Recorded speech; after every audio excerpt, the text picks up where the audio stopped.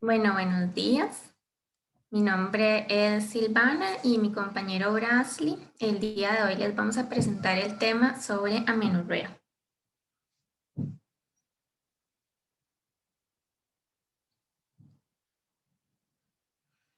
Ok, la amenorrea se define como la ausencia de menstruación.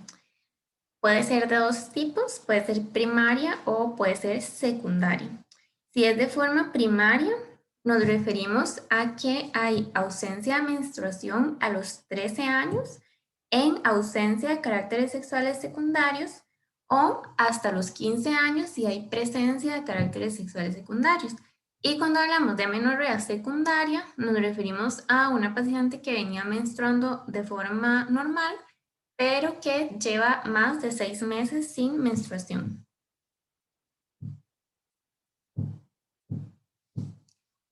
Ok, para entender cómo se da la menorrea, vamos a repasar cómo es un ciclo menstrual normal. Entonces, recordar que tenemos dos fases, una fase folicular y una fase lútea. En la fase folicular va a predominar la FSH y va a desarrollar el folículo dominante y van a predominar los estrógenos. El útero va a estar en la fase preovulatoria, que va a ser la fase proliferativa. Posterior a esto, bueno, los estrógenos y la progesterona van a tener un feedback negativo en el hipotálamo e hipófisis. Esto va a ser así hasta que el estrógeno aumenta en una concentración alta y rápida, donde más bien va a tener un feedback positivo para la LH y este aumento de la LH va a producir la ovulación. Con la ovulación, por el cuerpo lúteo, va a haber un aumento en la progesterona, el endometrio se va a volver en fase secretora y si no hay un embarazo, hay una degeneración del cuerpo lúteo, una caída de las hormonas y se va a dar con esto la menstruación.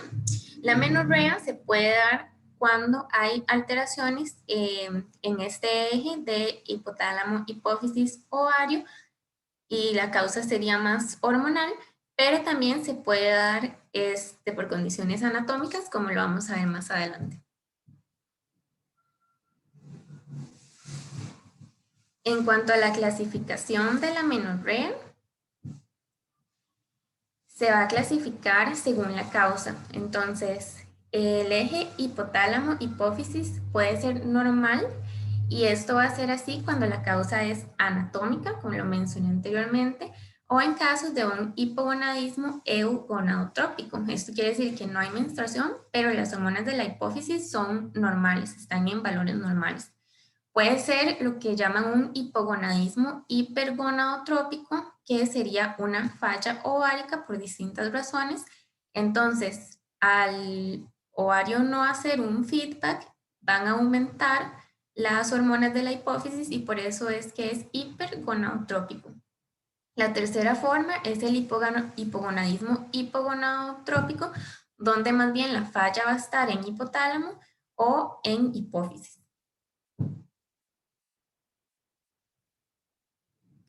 Entonces, en cuanto a las causas anatómicas, en las generalidades que tienen en común las diferentes causas, es que usualmente estas mujeres se van a presentar con una adecuada estatura, adecuado desarrollo de caracteres sexuales secundarios, es esperable un cariotipo normal y además, como los ovarios son normales, se produce la ovulación, también es esperable que tengan síntomas relacionados con el ciclo menstrual, como va a ser el dolor de las mamas o los cambios en el estado de ánimo. Ok, entonces las causas anatómicas pueden ser principalmente de dos tipos. Pueden ser congénitas, que la paciente ya haya nacido con una alteración anatómica que le provoque la amenorrea. Entonces estas pacientes usualmente se van a presentar con amenorrea primaria. O puede ser una causa adquirida, que después de menstruar normal adquieren una anormalidad anatómica que les causa la amenorrea, entonces se presentan como amenorrea secundaria. Dentro de las causas congénitas tenemos las anormalidades en los conductos de Müller. Puede ser agenesia mülleriana, en la cual no va a haber un endometrio, entonces no va a haber sangrado. Pero esta agenesia también puede ser parcial y más bien si hay un endometrio funcional y cuando se produce el sangrado no tiene un conducto por donde salir, entonces se podrían presentar síntomas obstructivos. Cuando la amenorrea es adquirido, puede ser por causas diatogénicas como un legrado, una conización, pero también puede ser debido a una infección o una neoplasia. Cuando las pacientes tienen una amenorrea de tipo obstructivo, van a tener síntomas como un dolor abdominal cíclico por hematometra o hematocolpos y también está en un riesgo aumentado de endometriosis porque la menstruación no va a tener un tracto de salida a vagina, sino que podría ser retrógrado. Entonces, cuando es una causa adquirida, dos causas comunes son la estenosis de cuello uterino y las sinequias uterinas. Puede ser que la obstrucción no sea completa y que más bien se presenten con hipomenorrea o con sangrado uterino anormal.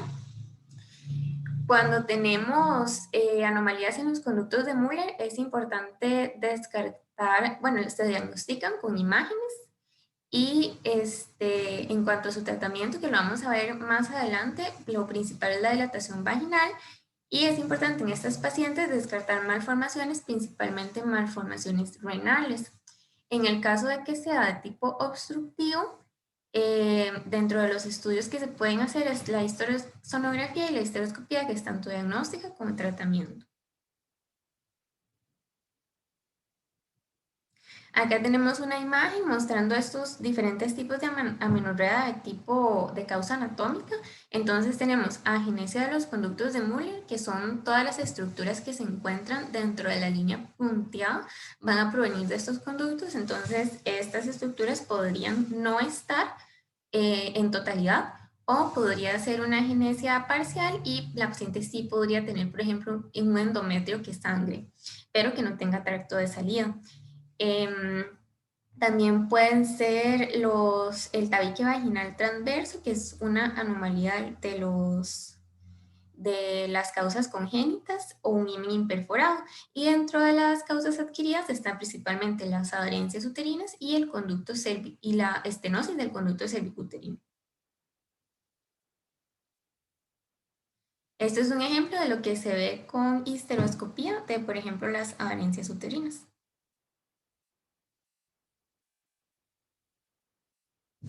Un diagnóstico diferencial importante cuando se presenta una paciente con agenesia de los conductos de Müller, es decir, que no tienen útero, se puede confundir con la insensibilidad a andrógenos.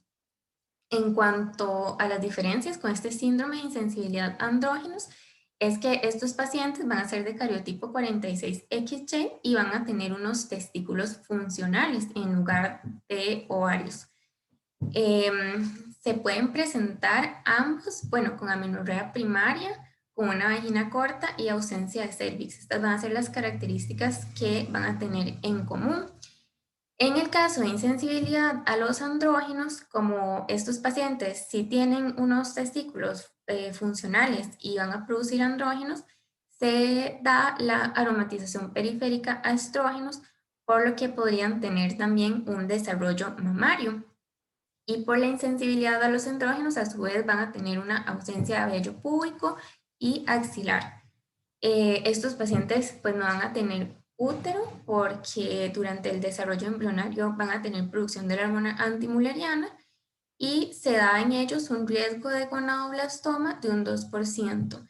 La extracción de los testículos se podría retrasar hasta que finalice la pubertad debido a la producción hormonal de estos, que va a provocar el desarrollo mamario. Pero luego de esto se debe dar, luego de la gonadectomía se debe dar reemplazo hormonal para evitar los síntomas, las consecuencias, como por ejemplo la desmineralización ósea de la falta de hormonas.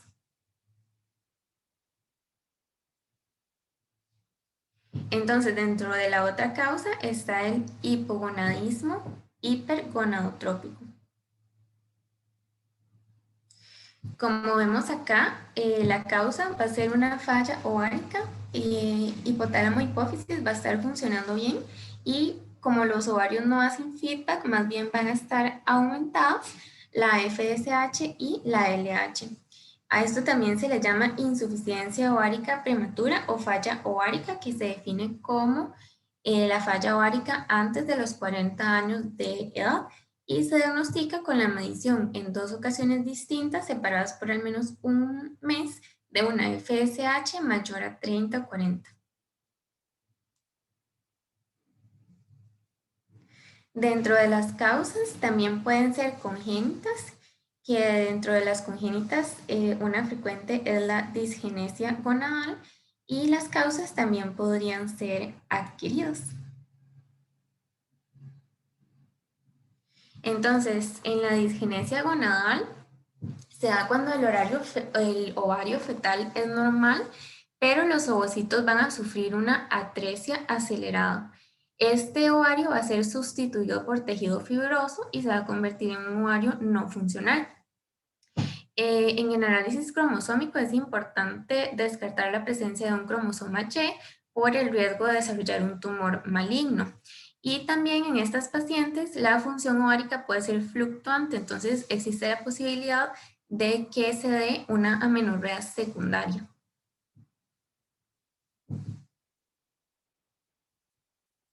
Dentro de las causas congénitas, las sospechamos cuando tenemos una amenorrea y una pubertad retrasada. La pubertad retrasada se define como ausencia de desarrollo mamario a los 13 años o ausencia de menarquia a los 15 años con caracteres sexuales secundarios. Entonces, cuando tenemos una disgenesia gonadal, puede ser una disgenesia gonadal pura, la cual va a tener un cariotipo normal y por diferentes causas se va a dar una destrucción intrauterina. O también puede ser asociada a otros síndromes. Dentro de estos, o el más frecuente, es el síndrome de Turner.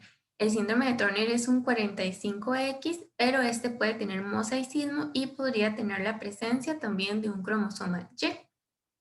Dentro de otra causa, aparte de la disgenesia gonadal, puede ser defectos genéticos específicos, entre ellos la hiperplasia suprarrenal congénita, también mutaciones en los receptores de LH y FSH y también la galactosemia, debido a que los metabolitos de la galactosa podrían ser tóxicos para múltiples tejidos.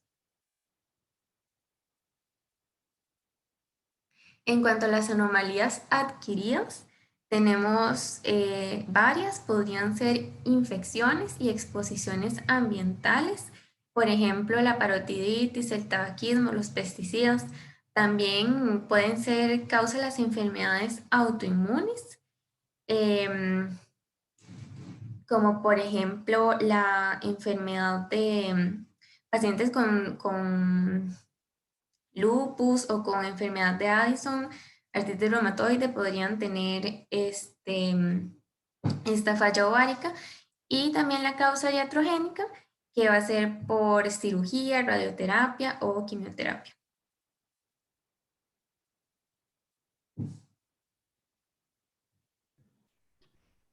Ok, en esta parte del hipogonadismo hipogonadotrópico, que es el otro tipo, este va a ser una anomalía primaria que se encuentra en el eje hipotálamo-hipófisis. Entonces, debido a una estimulación insuficiente de los ovarios por las gonadotropinas, ocasiona una alteración en lo que es el desarrollo folicular. Entonces, lo que es la LH y la FSH se encuentran bajas, en algunas ocasiones casi indetectables. Entonces, ¿cómo se me puede manifestar? Mediante tres cosas importantes. Uno, disfunción lútea. Dos, oligomenorrea. O ya en un caso, ¿verdad? Así fuerte, ya sería una menorrea propiamente. Este hipogonadismo hipogonadotrópico va a tener diferentes causas. Entonces, la primera van a ser los trastornos hipotalámicos, que se nos van a dividir en varias. Entonces, el primero va a ser las anomalías hipotalámicas hereditarias. Entonces, ¿cuál va a ser esta? El síndrome de Kalman. Este síndrome va a tener alteraciones en lo que es la capacidad olfatoria. Estos pacientes van a tener hiposmia o anosmia. Va a ser un síndrome autosómico dominante o autosómico recesivo, ligado a lo que es el cromosoma X. Va a haber una mutación en lo que es en el gen CAL1 del brazo corto del cromosoma X, y lo que es la proteína anosmina 1 va a haber una pérdida de lo que es su expresión, ocasionando alteraciones olfatorias. Además, va a tener una incapacidad para lo que es la liberación del LH y FSH, y consecuentemente una producción de los estrógenos ováricos. Este va a ocasionar una ausencia de lo que es el desarrollo mamario y una alteración en lo que son los ciclos menstruales. La otra causa va a ser la disfunción hipotalámica adquirida. Entonces, esta es mucho más frecuente que la que vimos anteriormente, que las hereditarias, y tiene aproximadamente 5 causas importantes. Número 1, los trastornos de la alimentación, que los más destacados son la anorexia nerviosa y la bulimia. Va a haber una disfunción hipotalámica grave en el caso de la anorexia, por ejemplo. No todas las mujeres con anorexia van a recuperar lo que es la función menstrual normal. Luego, la otra causa puede ser una menorrea inducida por el ejercicio. Los ejercicios con una pérdida significativa de grasa, como lo son el ballet, las pacientes que practican gimnasia o carreras que son muy largas. Mujeres que continúan menstruando, va a haber una variabilidad en lo que es el ciclo, duración y una disminución de lo que es la función ovulatoria. Va a haber una triada, en este caso de la menorrea inducida por el ejercicio, que son 3. 1, disfunción menstrual. 2, baja disponibilidad de energía. Y 3, baja densidad mineral ósea. En el caso de la menorrea inducida por el estrés, se va a caracterizar por eventos vitales que son claramente traumáticos en la paciente y que le han afectado bastante, como por ejemplo una paciente que haya abandonado los estudios, ya sea escolares, en el colegio o en la universidad, realizar un examen importante como el IFON, o la planificación de una boda, que eso desarrolla bastante estrés en las pacientes. Lo que es la pseudocianesis va a ser una mujer con amenorrea y que tiene síntomas de embarazo, pero los resultados son negativos. Entonces es como un embarazo psicológico, por decirlo así. Importante, va a haber la capacidad de la mente para controlar los procesos fisiológicos. Va a haber una alteración en la frecuencia de los pulsos de LH con un aumento de las concentraciones séricas de los andrógenos. Además, va a haber un antecedente de un duelo intenso, un aborto reciente, una muerte infantil o esterilidad de mucho tiempo. La otra causa va a ser una destrucción anatómica. Va a haber una alteración en la secreción de la GNRH. ¿Y qué puede ser como parte de lo que es la destrucción anatómica? Los tumores cerebrales. O otras causas pueden ser traumatismo, radiación, tuberculosis o sarcoidosis. En esta parte de la fisiopatología de la menorrea hipotalámica funcional, como lo mencioné anteriormente, veamos estas 3 causas: la anorexia nerviosa o la bulimia. Entonces, ¿qué va a suceder? Va a haber una disminución de la leptina y lo que es la insulina, el glucagón y las catecolaminas se van a ver involucradas.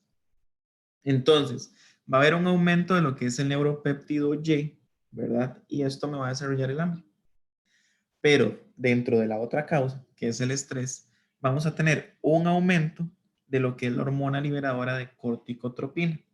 Además, vamos a tener un aumento del cortisol y vamos a tener un cambio en lo que es la hormona liberadora de gonadotropina. Además, esto me va a desarrollar un cambio o una alteración en las concentraciones de la LH y FSH, lo que me va a llevar a una amenorrea. En el caso del ejercicio intenso, va a haber un aumento de los opiáceos o endorfinas beta que me va a desarrollar cambios en las gonadotropinas, en la hormona gonadotropina y consigo un aumento o una disminución en las concentraciones de la LH y FSH, ocasionando una amenorrea. La otra parte importante, ¿verdad? Son los trastornos adenohipofisiarios. La adenohipófisis está formada por las células gonadotrofas, que son las células productoras de leche, y la FSH. Las lactotrofas, que es la prolactina.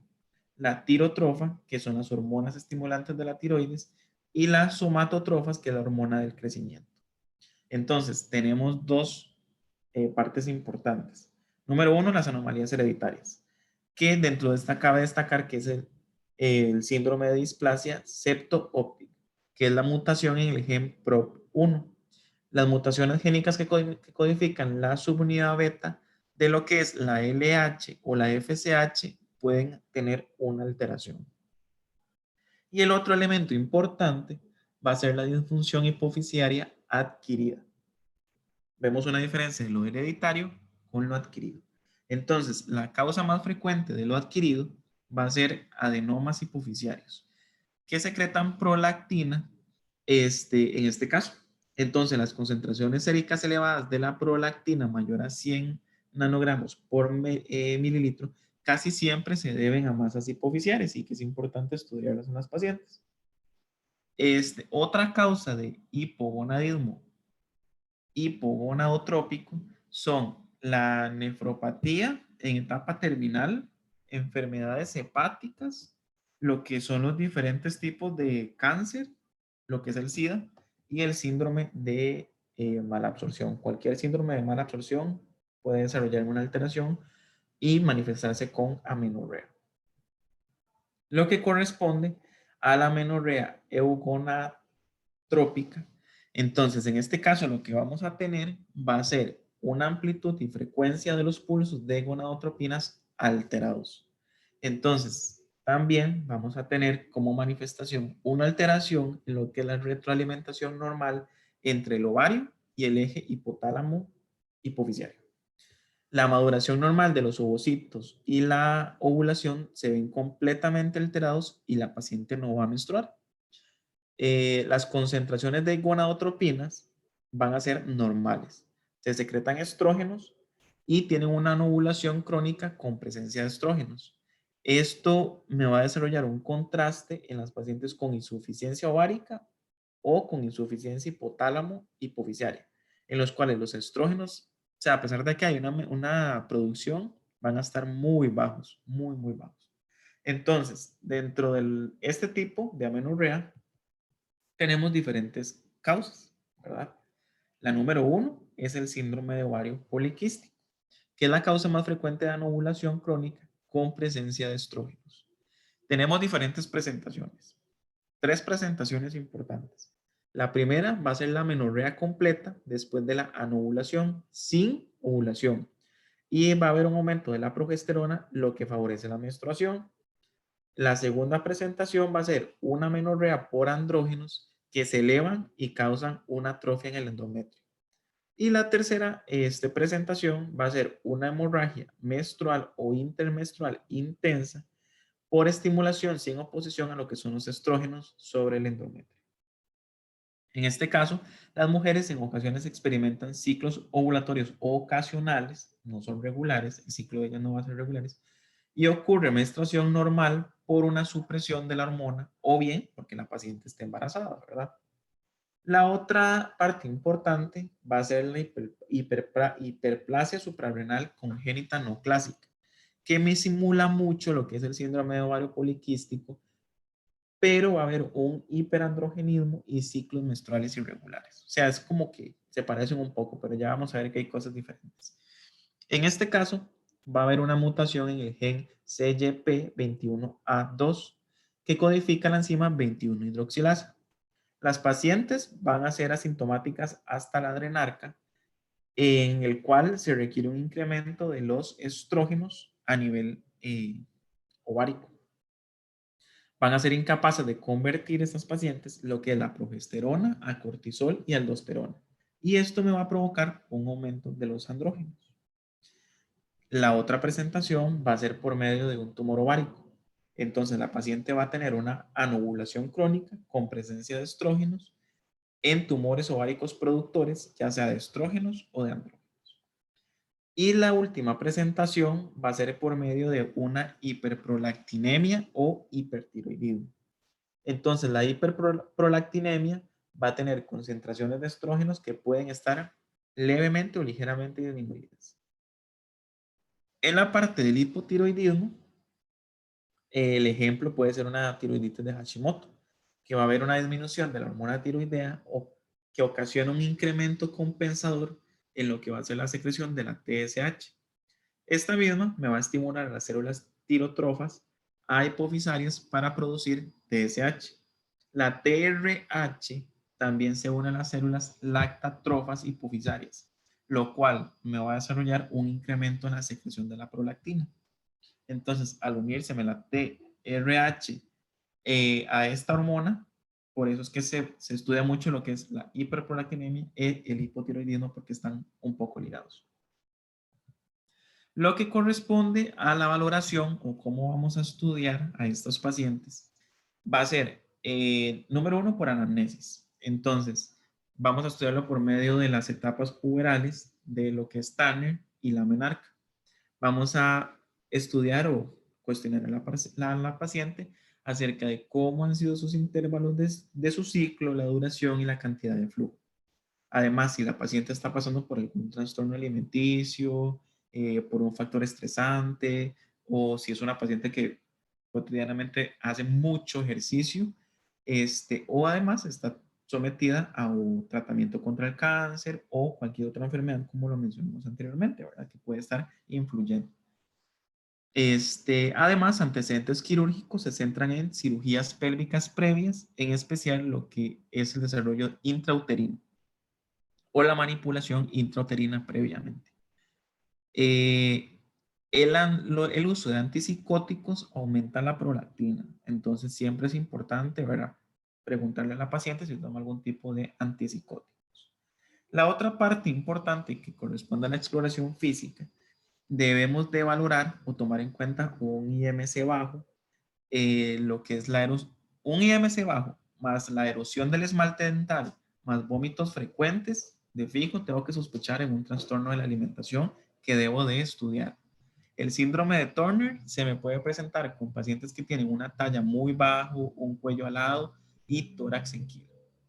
Defectos faciales en lo que es la línea media, como el paladar hendido, es importante estudiarlo. Defectos en los campos visuales, como una hemianopsia bitemporal y la sospecha de algún tumor hipofisiario o del sistema nervioso central. Manifestaciones que también puede tener la paciente, ¿verdad? Que nos pueden ahí como alertar un poco. Acantosis nigricans, hirsutismo o acné me van a hacer como una sospecha de un síndrome de ovario poliquístico o otras causas de hiperandrogenismo. Aumento del tamaño de la glándula tiroides, ¿verdad? Como se lo mencioné anteriormente. Reflejos lentos, bradicardia. Esto me puede hacer una sospecha de un hipotiroidismo. O bien, la presencia de galactorrea bilateral sugiere hiperprolactinemia. Lo que es el vello púbico o axilar escaso o en un caso que esté ausente, debo de pensar en una hipersensibilidad a los andrógenos. En el patrón masculino del vello genital en las pacientes femeninas, debo de sospechar en un aumento de los estrógenos. Y signos de virilización y clítoromegalia, que sea así muy notorio, debo de sospechar un aumento de los andrógenos. Lo que corresponde a la realización de los exámenes, tenemos dos importantes, por decirlo así. El primero, bueno, todas las mujeres en edad fértil con útero y amenorrea se consideran embarazadas hasta que se demuestre lo contrario. Número uno, el primer método sería la supresión de la progesterona. Entonces, voy a administrar acetato de medroxiprogesterona 10 miligramos por vía oral durante 10 días. Entonces, dos escenarios. Uno, si sobreviene el sangrado, la mujer produce estrógenos, y ha desarrollado el endometrio, pero podemos ver que existe una permeabilidad del aparato reproductor femenino bajo. Si no ocurre hemorragia, se le administran estrógenos seguido de un tratamiento con progesterona. Si no presenta sangrado transvaginal, días después de completar lo que son las 21 píldoras con hormonas, se diagnostica una anomalía anatómica.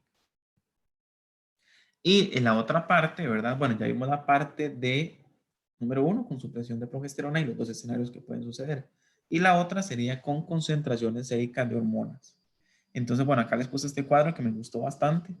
Entonces, si yo mando la subbeta, el diagnóstico es para descartar un embarazo. El mandar FSH me puede sospechar un hipogonadismo hipo o hipergonadotrópico.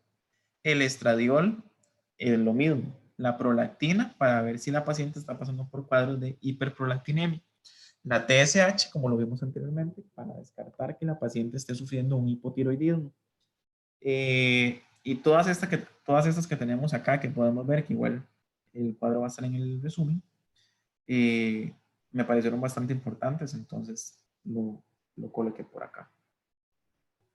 El tratamiento, vamos a tener 3 pilares, por decirlo así. Entonces, las anomalías anatómicas, debo de tratarlas con cirugía. La parte de hipotiroidismo, con levotiroxina. Y la parte de la hiperprolactinemia, debo de tratarlo con agonistas de dopamina, principalmente bromocriptina o cabergolina. Entonces, en la sustitución de los estrógenos, vamos a tener 3. Número 1, pacientes con hipogonadismo a fin de evitar lo que es la osteoporosis, ¿verdad? Mujeres con un útero que requieren administración continua o intermitente de progesterona para protegerlas de una hiperplasia endometrial o cáncer.